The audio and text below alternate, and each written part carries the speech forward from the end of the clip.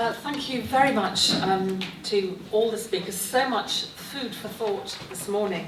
We haven't got a lot of time for questions, but we do have 2 days, and the days are very long here, so there's a lot of opportunity for discussion.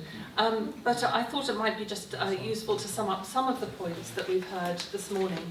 And of course there is time for some questions. I can't see any of you out there at all. Is it possible to raise the lights so that if people do have questions, we can see who's put their hand up, because otherwise I can't see anything at all. That's great, we can see who each other are. Hello, right. Thank you very much, Stuart. I was feeling quite shaky during your speech. There seems to be so much that needs to be put right. But also we've got so many young students here in Trondheim. Let's not give them the impression that anything is falling apart anywhere, because we want their dedication and their passion. And I loved your phrase that the UK doesn't know what's going on in Europe, and I sometimes feel that the UK doesn't know what's going on in the UK, but that's for us to talk about, perhaps. Also, Francesco, you talked a lot about the history, and it was a really useful insight, and I thought also that history leads on to heritage, and wondering how much the heritage of the past and of particular countries influences the music making. Bugge talked very much about his early years and the great mentoring from people like Aral Andersen and Jan Gabarek, and really it's almost as if arriving in a scene where something is already happening. And so maybe some of the students could talk about whether heritage has played a part in their decisions to become musicians. And Bugge, you also spoke very much about the need to be dedicated and to really focus. If you want to make music, then you have to pursue that drive and to do all the things that are very important, to have the band, to have the agent, to put on concerts. And maybe you have the personality to carry it off. It's not everyone who can do that, but there are maybe ways of talking about the very best ways of proceeding. And you also just touched upon audiences, and we're all members of an audience at some point, and audience development, who goes to concerts and why, and what happens and what audiences take away from live music. But also we've all talked about the great difficulty for people like myself with a radio show of receiving mountains of CDs, and how do you ever get through, and what do you need to get from a CD. But sometimes it's the only way you're going to hear that person, because you can't get to every single live music event. So lots of things to talk about. Is anyone really now burning to address any of our speakers with a particular point that you've heard this morning? We can pass a microphone, can we, Petter? Yeah. Can you come up on stage? I think if someone has a question for you, I think it would be great if you came up on the stage. Are you all completely shell-shocked by so much information this morning? Not me. Not. Okay. I'm John Kelman, and I would like to address Bugge, actually. Sorry, get up there. No, it's just you raise a point that's something that I've been thinking a lot about recently, because I did an interview with John Schofield last year about the issue of we always talk as musicians of trying to find our voice. And one of the things that he said to me when I asked one of my common questions, which is sort of, how do you do that? How have you found your voice? He said, we all have our voice. You know, when you call me on the phone, I hear one word and I know it's you. You have a voice. He actually suggested that the problem is not so much that we have a voice to be found, but that as musicians coming up, we're so involved with influences, the people we study, that we learn from, we copy, we transcribe, that the big problem is actually kind of putting all those things away and allowing your voice not to develop, but to actually just be heard. And that's just something I wonder what you think about that. Should I come up now?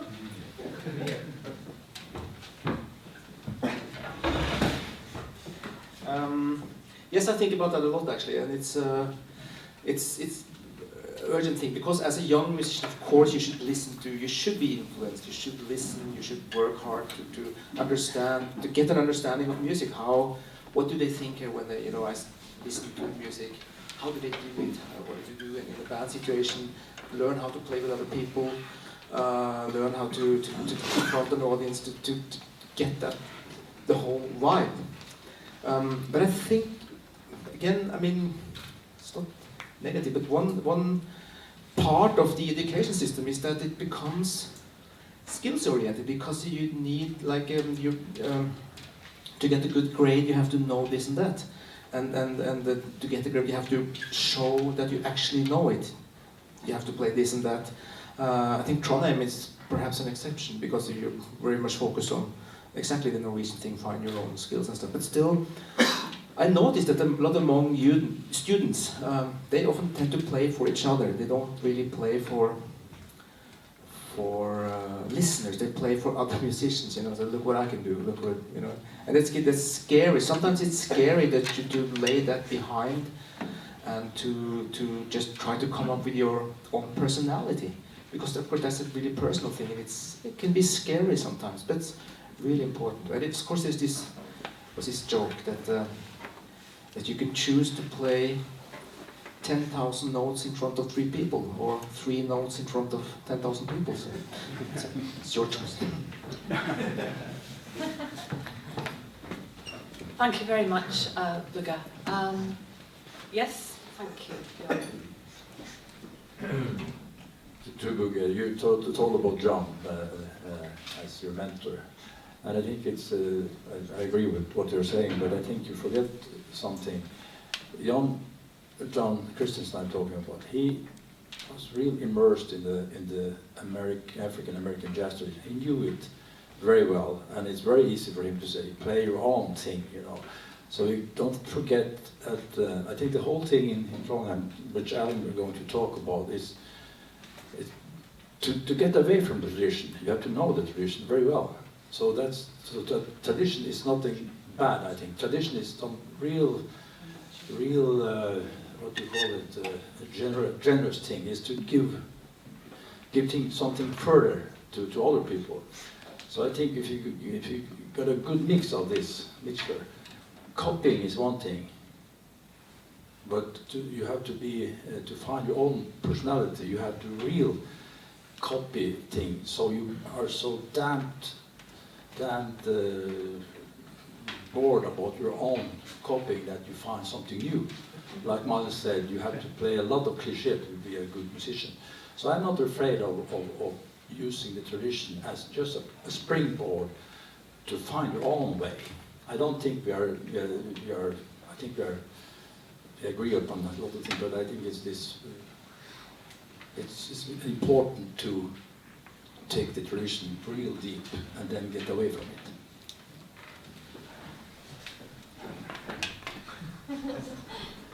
Yes, of course, I totally agree, and I said that already. To be able to play, you have to learn the history and to listen to it. But it can also become a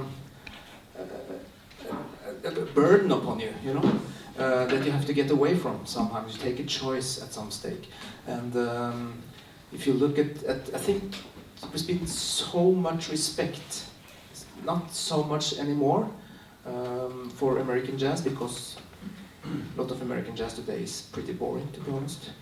But before it wasn't, because all these, I saw that quite funny actually, because Dexter Gordon, all those people, they lived in Denmark for a while, Copenhagen, they made such an impression on musicians there, that you didn't have a chance to really, they came there, they were so hip, they played so fantastic. What could you do, if you were a Swedish or Danish musician? You just had to groove. If you hear that kind of understanding of rhythm that Black Americans traditionally have in jazz and soul music, white people can't really do it. I'm sorry to say, but we don't play that well. On the other hand, we do things that they can't do, so we have to work hard to find our way of interpreting music. I mean, behind directions, if it's standard jazz, funk, traditional music, whatever, there's a deeper understanding of music, and that's the important thing to reach. What is actually music? And like I told you about also, like the energy thing, the deep understanding of communication and being aware of the moment. That is the really deep understanding of music, and one thing you should really reach. But of course, learn your traditions, absolutely. But you don't have to record it on an album.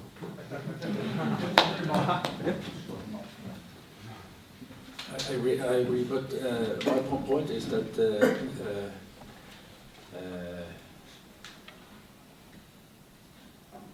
well, I'm too much to agree with you, so I'm hard to. I come back to Nicole. Thank you, the gentleman just behind you. Thank you.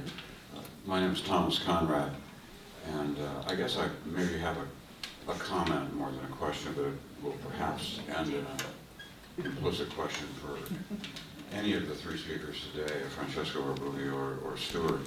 When Bugge was talking about the ease with which jazz CDs, or any CDs, but we're talking about jazz, are produced today, and how fast and inexpensive it is to do it, I was reflecting on my own experience as a journalist. When I got started doing this, one of the real kicks of writing about jazz for national publications was getting CDs in the mail for free. I thought that was really terrific for a while. I'm now in a situation where I actually have two addresses. I live in two places, and both of the places where I live, my mailbox is a metal container in a row of them that holds quite a bit, but if you receive a package or more stuff than your slot will hold, then the mailman sticks a key in your slot, and that key works in a larger cabinet down below that you can open and get your mail for that day. Almost every day, I don't get mail in my slot, I get a key, because I have to open the cabinet below to fish out the piles of CDs that are there. And my wife has been known to ask me, why do you swear at this pile of CDs? I mean, people are sending you free music, much of it wonderful, you know. Why is this an occasion to swear? And I guess it's partly because there's a kind of an implicit obligation here, you know, that I should be listening to all this stuff, and ultimately writing about it is the hope, of course, of the people that send you that stuff. But the volume of music that is now being produced is absolutely mind-boggling, and I don't get all of it, of course, but that segment of it that I do get is just out of control. And every speaker here, in one way or another, has pointed out that that power of concentrated listening that Francesco referred to seems to be missing to a large degree in our culture. How somehow or other, this very process, which is a positive thing in so many ways, has had the unexpected negative effect of making music less important, of making it less valuable. It's too accessible, it's too ubiquitous, and this is a profound conflict. But the other side of this that I find puzzling is that I know that there are an enormous amount of people out there who are potentially interested in jazz. They have an interest, their interest has been piqued somewhere along the line, but oddly enough, they don't really know where to find it. And they ask me sometimes, because they hear that I'm involved in that world in some way, they ask me for guidance about where to go to find it. So we have this incredible paradox of vast quantities of music not reaching, the vast quantities that are out there not reaching people that really are a receptive audience for it. So if any of our speakers have any ideas of how we get over this gap, I would be very interested in it, because I think that's really where the crux of the problem lies to a huge degree. I mean, the music is out there, and an amazing amount of highly creative music is being created on both sides of the Atlantic and around the world. I think there's a potential audience there, much larger than we're realizing now. And the question is how to get those two together. Stuart talked about those public radio stations in Germany. That would seem to be, for example, one little part of an answer. But if anyone has larger ones, I'd be very interested in hearing it. Tom, if I can just respond very, very quickly to you. Well, it's a problem we'll never solve, and maybe that's a good thing, because there are so many fantastic musicians out there making music that it's really rather nice to know that there's always something to discover. That's putting the positive side in it, because I completely understand where you're coming from. Stuart, you were going to respond to that, or ask another question? Yes, I think an interesting model in popular music, which jazz can learn from, is that in pop music you have these 360-degree contracts, which means that a management company takes over the whole marketing, the recording and performance. And the whole emphasis now is swapped over to live performance. For example, the Rolling Stones are not really interested in making an album, but they are certainly interested in doing a world tour. And I think jazz can learn from that, because the whole essence of jazz itself is in live performance, as I was saying earlier. And I think that is the one model where I think my one criticism of jazz musicians, and Bugge has talked about this, is they're playing for each other, they're not playing for the audience. If you watch Bugge with his new conception of jazz, he was watching the audience all the time, responding to every nuance of the dancers and so forth. And I think this is really important. Esbjørn Svensson, the late Esbjørn Svensson, was very conscious of putting on a show, because jazz is in competition with the popular culture. And so young people, when they come to see jazz, they don't want to see a tenor saxophonist in a white spotlight playing for his friends. What they want is something of a show, and Esbjørn Svensson gave them a show.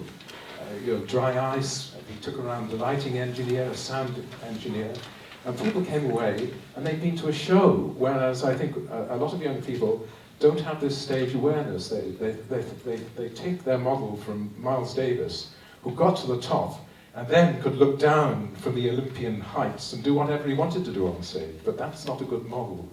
I think the whole thing is, in live performance, people got to be aware of capturing an audience and then coming back and repeating it and building up an audience.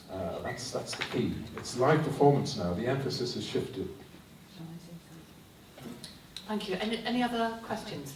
Yes. I'm Erling Wiklund from Norwegian Broadcasting.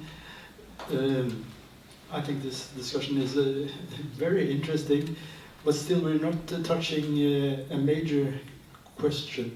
I will remind ourselves about the debate in Norwegian jazz milieu that was triggered by Bugge's concert series recently about the future of jazz, where a young jazz musician pointed out that, in his opinion, what Bugge presented was not jazz at that event. And it triggered a big debate about what is jazz, and are other genres sailing under the name of jazz and profiting from it without really being the real thing. So the question is, have we stolen again from the American originators?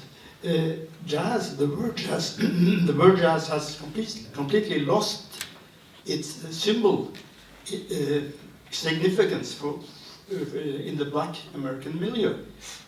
And you see it as a totally white or Asian academic phenomenon. If you go to a university in the United States, you don't find many black musicians there. What is the reason? Do we have reasons to feel ashamed about that? Or are we supposed to be proud of what we have developed, but should we find another name? Thank you. Thank you, Erling. Bugge, do you want to respond to that, to maybe put it in context for the people who haven't heard this debate? Yes. It was a fascinating question mark actually about it, because together with Victoria also we were allowed to present jazz during Byland, and together with Lina and Victoria, and we chose, in our opinion, it is the third year we do it, strong bands that were kind of dedicated again, hardworking, doing their own thing.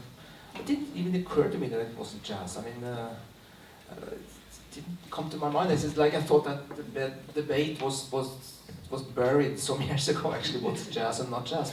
But nevertheless, it's quite interesting. If you bring it up to a little bit larger level, it's of course that the jazz is.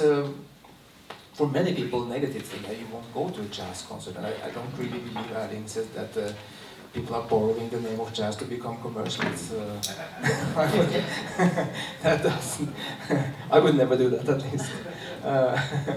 So in that context, it's jazz. The word, the J word, is limiting for many people, which is a pity.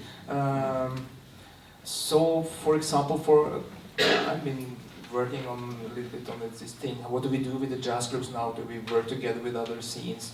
I'm quite sure that seeing young people, how they use music, they don't use those terms. They listen to everything, jazz or not. But for me, I decided at an early stage I want to be a jazz musician. To me, jazz stands for improvisations. And I think it's a really unique art form, which we are kind of forgetting in the whole spectrum of course, finding our own personal voice, listening to the traditions, make some special music that sounds different. But that kind of, the special thing with jazz as an audience, if it's good jazz, is that the quality and the uniqueness of jazz is to go back to that kind of uniqueness in seeing music being made in the moment. That is a very important thing, which I think we should develop further. Thank you again, Bugge. I think we've got time for two more questions. One there and then Nod after.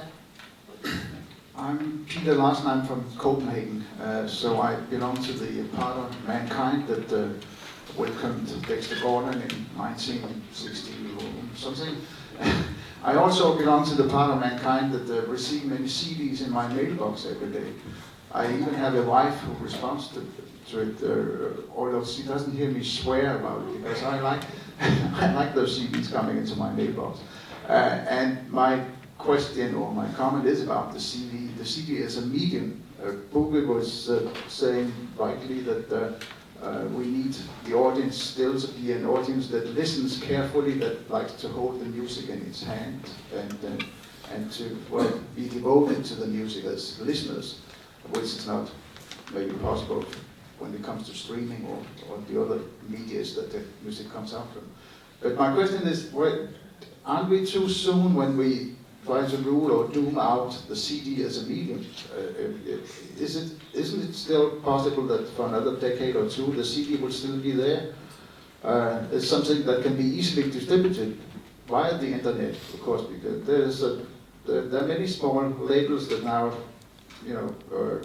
only sell CDs over the internet. Amazon is there, of course, also, but there are small labels that market direct to the listeners and connect them as a family about their website. And the CD is still the main thing for them. And you can send it, mail it over the world.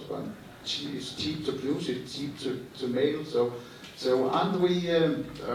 Can we not foresee that the CD will be there for another couple of years? I think if Manfred was here, his answer would be that it would be around for a few decades yet. Thank you very much, Peter. Could you pass the microphone just behind you to Nod? Thank you. My name's Nod Knowles. I'm from the west of England.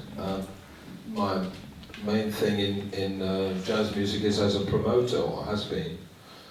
And of course, like all the rest of the people in this room, I've spent most of my life being interested in this music, listening, meeting musicians, being enthusiastic. And everything that's been talked about here today has been very interesting for me as a person in the jazz scene. And I'm sure we want to continue to be interested in our own ideas, our own different approaches to jazz and what's happening. But you know, I feel more and more strongly that the one thing we're not talking about, and I don't believe that the jazz world, in maybe the whole music world in general, is not talking about, is how people get to listen to this music. And we talked about CDs and downloads and MP3s and all of that. The real value, the real beauty, the real understanding from this music comes from live listening to the music. As Francesco said, that serious listening is the thing that really turns people onto music. And there are, certainly in our country, in the UK, and I'm sure in many, many other countries, there are so few opportunities for, even for jazz fans, to listen to the music in a live, direct situation where they're experiencing the excitement of improvisation coming straight off the stand from the musician to the audience. That middle experience that, who was it, Bugge talked about, the middle experience between the performer and the audience. That's what turns us all on. That's what we love most of all. If I had my choice, if I could only choose one thing in my life, either destroy all of my CDs and my vinyl and my downloads, or go to one more concert, one more live gig, I would choose to go to one live gig instead of all of the records in the world. And I have been working a lot with people doing jazz education at a lower than conservatoire level in schools and youth orchestras, those kind of things. And what I see constantly is lots of really nice kids playing like in big bands, but they never actually hear other people, like, you know, really interesting different musicians playing the music. They never get to hear it.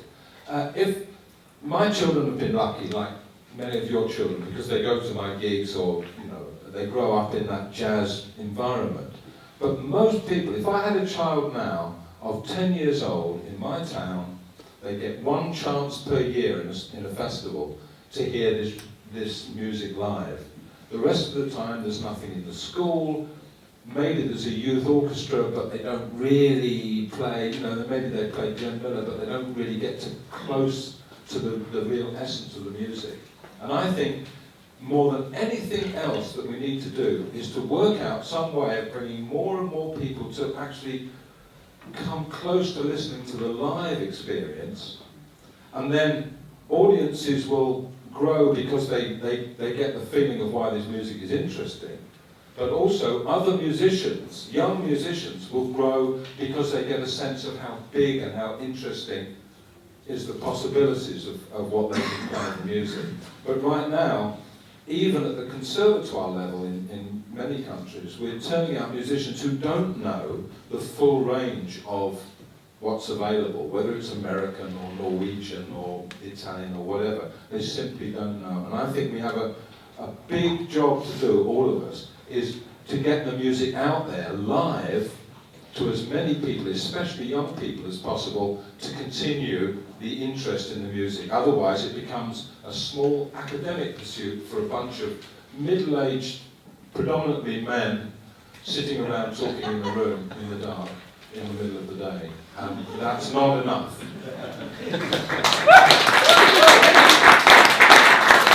Well, thank you very much indeed. I think you turned our attention very admirably towards this afternoon, where we're going to focus on education and the whole issue of audiences, and coming back to it again, gender are issues that we can talk about much later on. But I think we probably ought to stop, otherwise we'll never get started again this afternoon.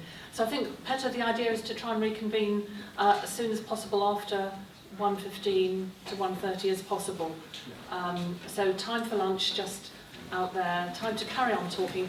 Thank you very much to all the speakers this morning for such thought-provoking and interesting times.